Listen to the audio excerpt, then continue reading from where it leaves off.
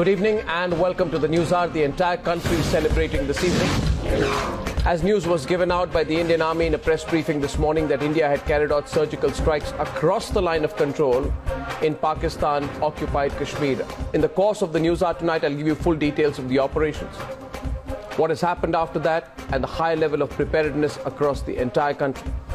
But viewers, I just want to start with a broader point about how we all need to realize that this is not just about the forces acting across the line of control. This is about you and this is about me.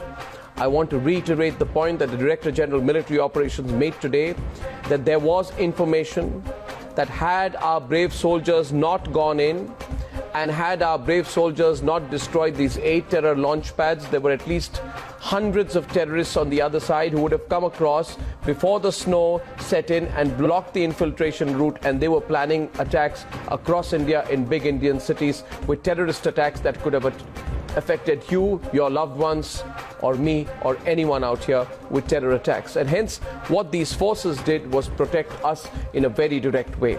So those of us who think that we are too distant from what has happened on the LOC, the fact of the matter is we are not.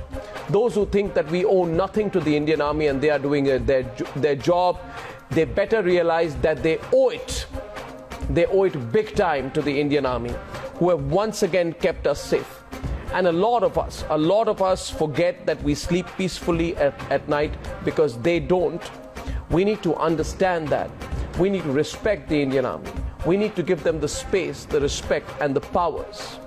And if anyone thinks today that supporting the Indian Army or saying that give the Indian Army more support and don't criticize them and don't question them because they defend us after incidents like terrorist Burhan Wani's killing, those people who say that supporting the Indian Army is jingoism, they need to really correct themselves today. And if some of my fellow journalists call me jingoistic for that, let them. I, like you, love my country with all its contradictions, but today I really salute the Indian Army. I salute them.